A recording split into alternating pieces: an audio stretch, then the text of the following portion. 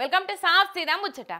తన ఇంటి ముంగట్నే ఉత్తగా టైం పాస్ కూసున్న ఇంటి యజమానిని పట్టుకపోయి పోలీసులు పొట్టు పొట్టు కొట్టిండ్రట. ప్రజాపాలన అంటే ఎవరింటి ముంగట కూడా వాళ్ళు స్వేచ్ఛగా కూసేకపోవడేనా? ముఖ్యమంత్రి కమ్ పోలీసు మంత్రి అట్లనే కొట్టుమని పోలీసులకు చెప్పిండా? ఇదేనా ఇందిరమ్మ రాజ్యం అంటే?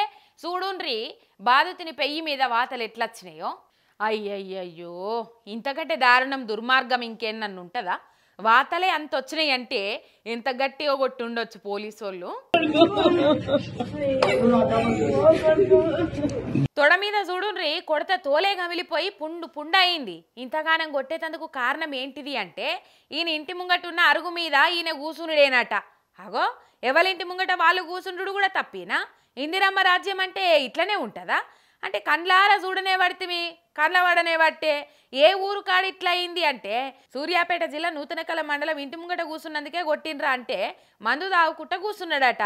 అందుకే కానిస్టేబుల్ ఎస్ఐకి ఫోన్ చేసి చెప్తే సర్ర వచ్చిన ఎస్ఐ మహేందర్ నాథ్ వెనక ముందు ఏం తెలుసుకోకుండానే పోలీస్ స్టేషన్కి వేసుకపోయి పొరక కొట్టిండట.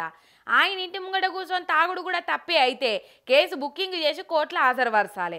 కొట్టాలనో తిట్టాలనో ఎటువంటి శిక్ష చేయాలనో కోర్టు చెప్తుంది కదా. అట్లా కూడా కేసు కట్టకుండా చట్టాన్ని చేతులకు తీసుకొని ఇట్లా సావగొట్టుడేంది? మార్పు అంటే మామూలు మార్పు కాలేదు. ఇందిరమ్మ రాజ్యంలో ఎవరిండ్ల ముంగట వాళ్ళు నిలబడినంత మార్పు వచ్చింది కదా.